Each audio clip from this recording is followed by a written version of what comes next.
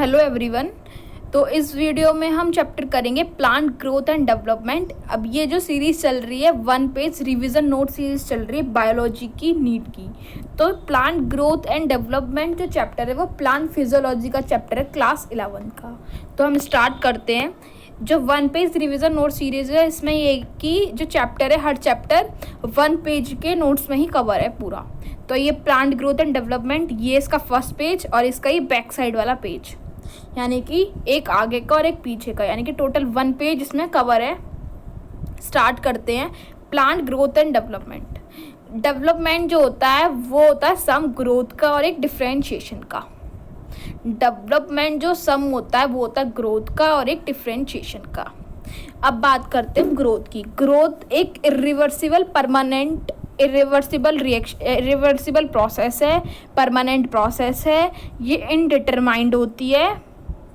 Growth determined parameter पर depend होती है। अब इसमें जो ग्रोथ में क्या होता है, प्रोटोप्लाज्म जो होता है इंक्रीज होने लगता है। हम प्रोटोप्लाज्म को कभी भी मेज़र नहीं कर सकते।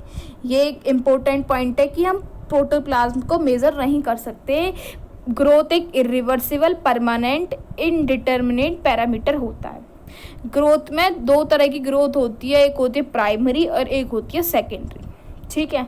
अब वो हमें प्राइमरी ग्रोथ में क्या होता है, जो रूट और शूट मेरिस्टम होते हैं वो एलोंगेट होने लगते हैं। यानी कि प्राइमरी ग्रोथ एक ऐसी ग्रोथ होती है जिसमें जैसे कि मानो ये रूट है, ठीक है, या मानो ये शूट है, तो ये जो है ये बड़े होने लगते हैं, यानी कि अपनी साइज में लंबे लंबे होने लगते हैं। मतलब हाइट में बड़े होने का मतलब है प्राइमरी ग्रोथ होना। ठीक है। अब इस पर ना बहुत सेकेंडरी ग्रोथ हम अभी पढ़ेंगे। चलो अभी पढ़ लेते हैं। सेकेंडरी ग्रोथ एक होती है प्राइमरी ग्रोथ, एक होती है सेकेंडरी ग्रोथ। सेकेंडरी ग्रोथ का मतलब प्राइमरी ग्रोथ में तो क्या हो रहा था, हाइट में बढ़ रहे थे। सेकेंडरी ग्रोथ में क्या होता है, हॉरिजॉन्टल ग्रोथ होती है, यानी कि पूरे मास में बढ़ते हैं। यानी कि वेस्कुलर कैम्बियम, कोर कैम्बियम और ग्रेथ जो होती है प्लांट की वो इंक्रीज होने लगती है। इसको बोलते हैं लेटरल मेरिस्टम। प्राइमरी को बोल रहे थे एपिकल मेरिस्टम, जहाँ पर एपिकल की जो ग्रोथ होनी स्टार्ट हो रही थी। यहाँ पर होती है सेकेंडरी में, लेटरल मेरिस्टम में होती है। इसमें मेन जो होती है सेकेंडरी ग्रोथ जो होती है वो डाइकोट में होती है और ये जिम्नोस्पर्म प्लांट में होती है। अब बात करते हैं ग्रोथ के पैरामीटर्स। ग्रोथ के बहुत सारे पैरामीटर्स होते हैं। पहला होता है सेल का एक्सपेंशन होना, यानी कि जो सेल है वो अपने साइज में बड़ी होने लगती है। पहला पैरामीटर। तो इसमें जो एग्जांपल है वाटरमेलन का, वाटरमेलन अपनी साइज में बड़ा होने लगता है 335,000 टाइम। ठीक है। सेकंड पैरामीटर है हमारी लेंथ। लेंथ में क्या होता है, जो हमारी पोलन ट्यूब है उसकी लेंथ बढ़ने लगती है। ये हमारा हो गया सेकंड पैरामीटर। थर्ड होता है नंबर ऑफ सेल, यानी कि जैसे कि मेज है, मेज में क्या होता है, सेल का जो नंबर होता है प्लांट का वो बढ़ने लगता है। यानी कि मेज से नहीं, मतलब सब में ही होता है ये सारे ग्रोथ के पैरामीटर्स है। पहला है सेल का एक्सपेंशन, दूसरा है हमारा लेंथ, तीसरा है नंबर ऑफ सेल। इसमें आता है मेज। मेज में क्या होता है 17,500 न्यू सेल पर आर नंबर ऑफ सेल बढ़ने लगते हैं। यानी कि मेज में पूरे 17,500 नए सेल हर घंटे बढ़ने लगते हैं मेज में। चौथा बात करते हैं वॉल्यूम की। जो ग्रोथ है ना इसमें क्या होता है, फोर्थ पैरामीटर वॉल्यूम में, कि जो साइज होता है वॉल्यूम जो होता है वो बढ़ने लगता है। यानी कि वाटर का जो वॉल्यूम है वो बढ़ने लगता है। फिफ्थ बात करते हैं सरफेस एरिया की। फिफ्थ पैरामीटर है सरफेस एरिया, जो कि डोर्सल वेंट्रल लीफ में पाया जाता है कि कितना सरफेस एरिया ग्रोथ कितना बढ़ रहा है, कितना नहीं बढ़ रहा है। तो ये हमारे सारे ग्रोथ के पैरामीटर्स हो गए। ग्रोथ में हमने प्राइमरी ग्रोथ और सेकेंडरी ग्रोथ पढ़ लिया। ग्रोथ क्या है कि रिवर्सिबल है, परमानेंट और इंडिटरमाइंड पैरामीटर्स पर डिपेंड होती है। और ये सारे हमने पैरामीटर्स पढ़ लिए। डेवलपमेंट का एक चीज़ पढ़ी कि डेवलपमेंट का सम होता है ग्रोथ का और डिफ्रेंशिएशन का। अब बात हमने कर ली सेकेंडरी ग्रोथ की। अब बात करते हैं ग्रोथ के फेजेस की। ग्रोथ के 3 फेजेस होते हैं। फर्स्ट होता है मेरिस्टेमेटिक, दूसरा होता है इलोंगेशन और तीसरा होता है मैचुरेशन। मेरिस्टेमेटिक ग्रोथ में फेज ऑफ ग्रोथ में क्या होता है, इसमें जो प्रोटोप्लाज्म होता है सेल का वो रिच होने लगता है, न्यूक्लियस कॉन्सिपियस होने लगता है, सेल वॉल थिन होने लगती है और सेलुलोज की बनी हुई होने लगती है। मेरिस्टेमेटिक ग्रोथ ऑफ फेज में जो सेल वॉल होती है वो थिन होती है और सेलुलोज होने लगता है। इसमें प्लाज्मोडेस्मेटल कनेक्शन होने लगता है, यानी कि अबंडेंट प्लाज्मोडेस्मेटल कनेक्शन होता है। सेल वॉल थिन होती है और सेलुलोजिक की बनी हुई होती है, यानी कि जो प्लांट की जो वॉल है सेल वॉल वो सेलुलोज की बनी हुई होती है। कॉन्सिपियस न्यूक्लियस होता है, बहुत ज़्यादा अमाउंट में प्रोटोप्लाज्म प्रेजेंट होता है मेरिस्टेमेटिक फेज में। दूसरी फेज होती है हमारी इलॉन्गेशन। इलॉन्गेशन में क्या होता है, जो सेल जो थिन थी ना, अब वहाँ पर सेल में डिपोजिशन स्टार्ट होने लगती है, वैक्यूलेशन होने लगती है, सेल इनलार्जमेंट होने लगती है। तीसरी फेज है हमारी मैचुरेशन। इसमें क्या होता है, साइज मैक्सिमम होने लगता है, वॉल थिन से पहले फिर दूसरे में डिपोजिशन हुआ, यहाँ पर जो वॉल होती है वो थिक हो जाती है। इसमें प्रोटोप्लाज्मिक मॉडिफिकेशन होने लगता है। अब बात करते हैं डिफरेंशिएशन, डी डिफरेंशिएशन और रीडिफरेंशिएशन की। डिफरेंशिएशन में क्या होता है, 3 प्रोसेस होती है, एक तो डिफरेंशिएशन, एक डी डिफरेंशिएशन, एक रीडिफरेंशिएशन। डिफरेंशिएशन में क्या होता है, सेल जो प्रोटोप्लाज्म है तो वो लूज करने लगती है। सेल वॉल जो होती है वो लिग्नोसेलुलोजिक की बनी हुई होती है, इसका एग्जांपल है ट्रेक्ली एलिमेंट। दूसरी प्रोसेस बात करते हैं डी डिफरेंशिएशन। ये कुछ कंडीशन में होती है। इसमें क्या होता है, कॉर कैम्बियम, इंटरफेसुलर कैम्बियम, ये सारे फॉर्म होने लगते हैं और डिफरेंशिएट होने लगते हैं पैरेन्काइमा सेल। तीसरी प्रोसेस है रीडिफरेंशिएशन। इसमें क्या होता है, सेल अपनी कैपेसिटी लूज करने लगती है और बट इसमें क्या होता है, सेल मैच्योर हो जाती है और कुछ कुछ फंक्शंस करने लगती है, जैसे कि सेकेंडरी जाइलम बनाना, सेकेंडरी फ्लोएम बनाना। ये हमारा रीडिफरेंशिएशन का टाइप है। डिफरेंशिएशन में लिग्नोसेलुलोज की सेल वॉल होती है और प्रोटोप्लाज्म लूज होने लगता है, इसका एग्जांपल है डिफरेंशिएशन का ट्रैक्री एलिमेंट। डी डिफरेंशिएशन का एग्जांपल है कॉर कैम्बियम, इंटरफेसुलर कैम्बियम, ये सारा यानी कि पूरा गिर्थ बढ़ने लगती है। रीडिफरेंशिएशन में क्या होता है, कुछ स्पेशल फंक्शन करने लगते हैं प्लांट, जैसे कि सेकेंडरी जाइलम बनाना, सेकेंडरी फ्लोएम बनाना, ये सारे के सारे रीडिफरेंशिएशन का वर्क है। अब बात करते हैं ग्रोथ रेट। एक अर्थमेटिक ग्रोथ रेट जो होती है वो माइटोटिक सेल में होती है। ग्रोथ रेट में जो होता है, एक होता है अर्थमेटिक ग्रोथ रेट। इसमें ये पूरा ग्राफ दे रखा है, L1 is equal to L0 plus RT, और दूसरा ग्राफ है W1 is equal to W0 e⁻RT। इसमें पहले वाले में जो होती है लीनियर ग्रोथ रेट हो रही है, पहले तो स्टेशनरी थी, फिर यहाँ पर ऐसे हो गई। जो दूसरा वाला ग्राफ है इसको बोलते हैं हम एक्सपोनेंशियल ग्रोथ रेट। पहले तो लैग हो रहा था, फिर एक्सपोनेंशियल होकर फिर बाद में स्टेशनरी होने गया, यानी कि पहले ऐसा, फिर यूँ, और फिर एकदम स्टेशनरी। यहाँ पर जैसे स्टेशनरी तक पहुँचता वैसे वैसे न्यूट्रिएंट का जो अमाउंट है वो कम होने लगता है। इसमें जो पैरामीटर इन्वॉल्व होंगे, साइज, वेट, हाइट, नंबर, वो सब इसमें इन्वॉल्व होंगे। ठीक है, अब बात करते हैं एब्सोल्यूट ग्रोथ रेट। एब्सोल्यूट जो ग्रोथ रेट होती है प्लांट की वो होती है इंक्रीज होने लगती है, और जो रिलेटिव ग्रोथ रेट जो होती है वो हमेशा कांस्टेंट रहती है। अब बात करते हैं ग्रोथ की कंडीशंस के बारे में।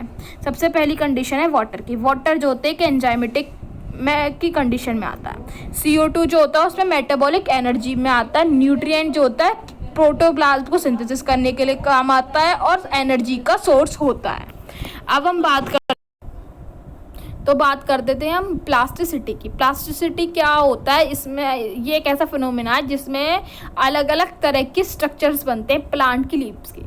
इसमें एग्जांपल आ गया हाइड्रोफिलिक, जैसे कि कॉटन, कॉर्डिनर, लार्कस्पर और बटर कैप, ये सारे प्लास्टिसिटी की एग्जांपल आ गए।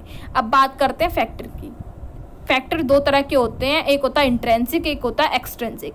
इंट्रेंसिक में आ जाएगा हमारा जेनेटिक फैक्टर, और एक्सट्रेंसिक में आ जाएगा टेम्परेचर, वाटर, ऑक्सीजन और न्यूट्रिशन।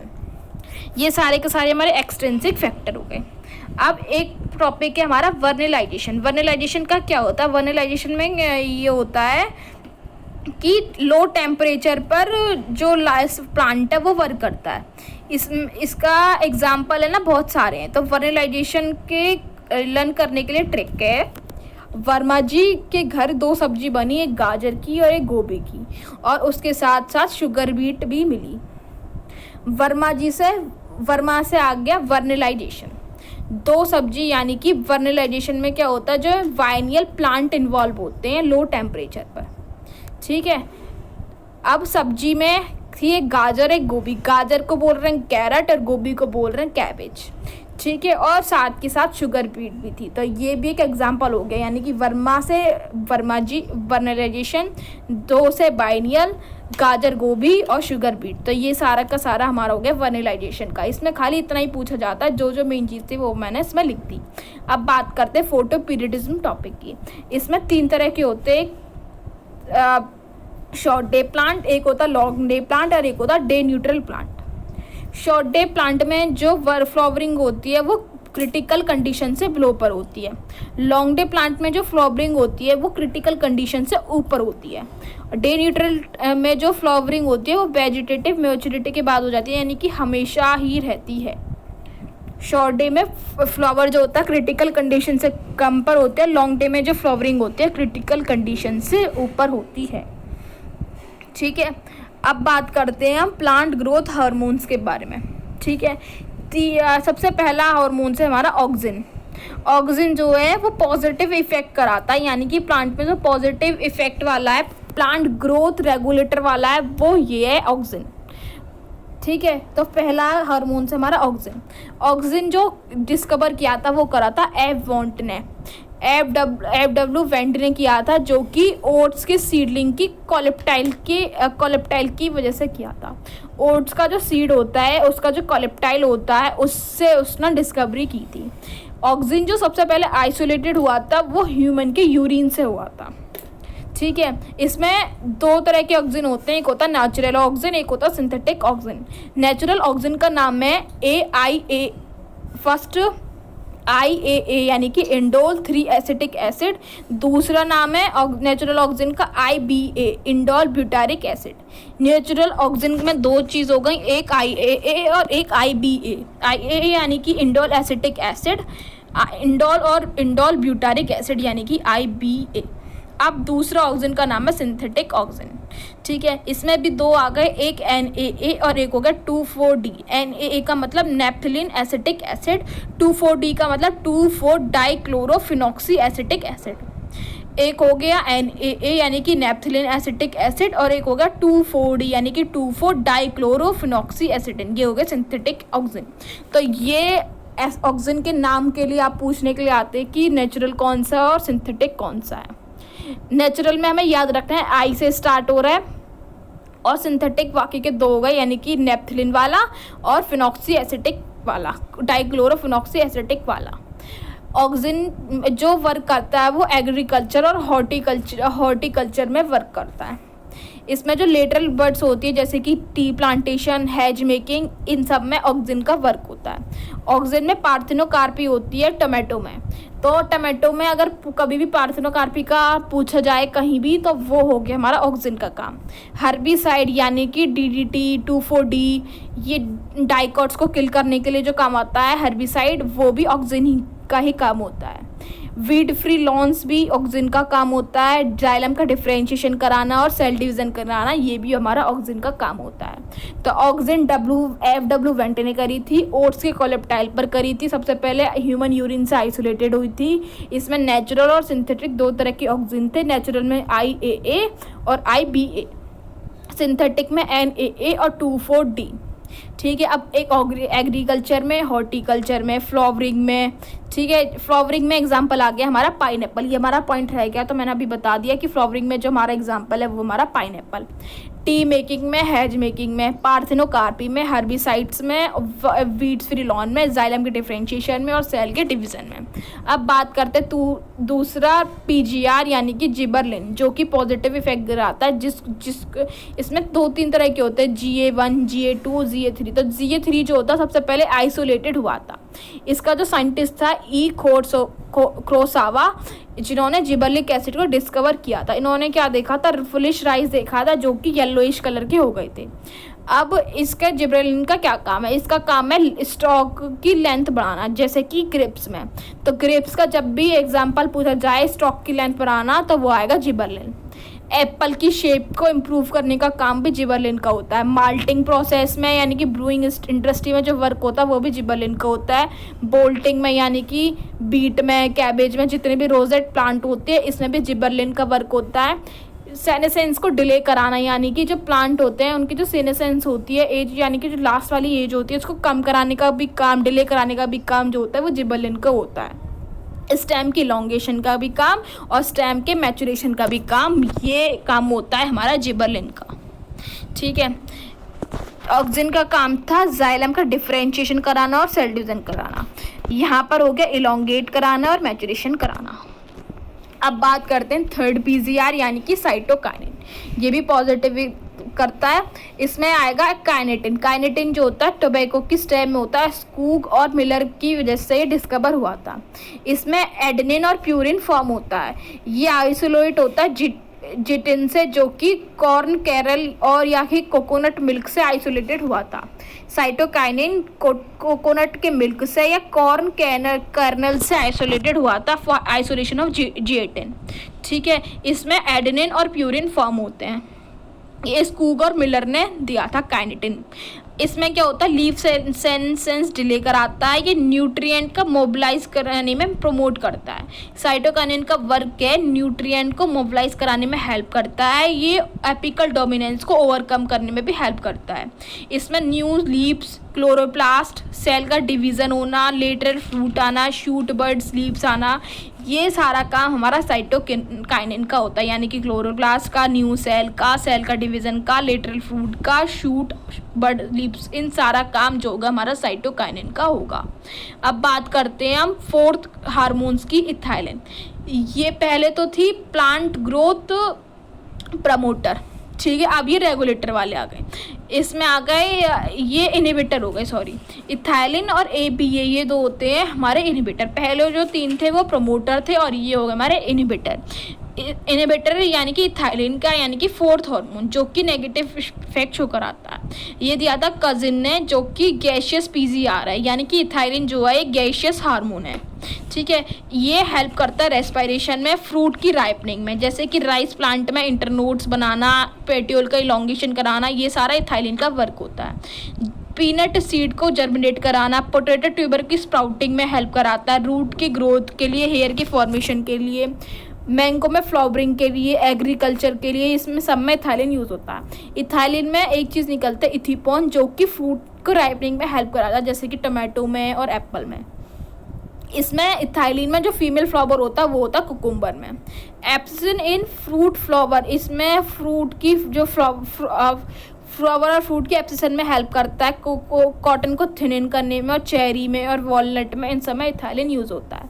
इथाइलिन एक गैसियस हार्मोन है जो कि कजिन ने डिस्कवर किया था। इसमें रेस्पिरेशन, फ्रूट की राइपनिंग मेन चीज़ होती है इसमें। ये एग्रीकल्चर में भी हेल्प कराता है, रूट की ग्रोथ में और हेयर फॉर्मेशन में भी हेल्प कराता है, जर्मिनेशन में, राइस प्लांट में वर्क करता है, एक टमाटो, एप्पल वगैरह इन सब में राइपनिंग में करता है। एक फीमेल कुकुम्बर में भी इसका नाम आता है चेरी, वॉलनट, यहाँ पर जो भी आएगा वो सब आएगा, ये सब आएगा इथाइलिन में। अब बात करते हैं लास्ट प्लांट ग्रोथ इनहिबिटर के बारे में। इसको बोलते हैं एब्सिक एसिड और इसको हम बोलते हैं ABA। ये होता है इनहिबिटर बी का, एब्सिसन सेकेंड और डॉर्मिन इनहिबिटर, ठीक है। एब्सिसिक एसिड को ये तीन नाम से बोलते हैं, इनहिबिटर बी, एब्सिसन सेकेंड और डॉर्मिन इनहिबिटर। ये जिबर्लिक एसिड जो है उसका एंटागोनिस्ट होता है, यानी कि जिबर्लिक एसिड जो जो काम करता है उन सब का उल्टा काम एब्सिसिक एसिड करता है। ये स्टोमेटा को क्लोज कराने के लिए काम करता है। ये स्ट्रेस हार्मोन की तरह काम करता है। ये सीड डेवलपमेंट पे डेवलपमेंट में वर्क करता है, मतलब मैचुरेशन कराने करता है। और ये सीड को विदस्टैंड करता है डाइजेशन के लिए। मतलब जो भी जिबर्लिक का काम था कि एब्सिसन सेनेसेंस को रोकना, ये उसको बढ़ा देगा। वो फ्रूट को रोकता था गिरने से, वो उसको फ्रूट को गिराने में हेल्प करता है, ये मैचुरेशन में हेल्प करता है। तो ये एब्सिसिक एसिड जो है एंटागोनिस्ट है जिबर्लिक एसिड का। इसका जो काम है स्ट्रेस हार्मोन को रिलीज कराना और स्टोमेटा को क्लोज कराने का भी इसका वर्क है। तो इस वीडियो में हमने टोटल पूरा प्लांट ग्रोथ वाला चैप्टर कंप्लीट कर लिया। So thanks for watching this video.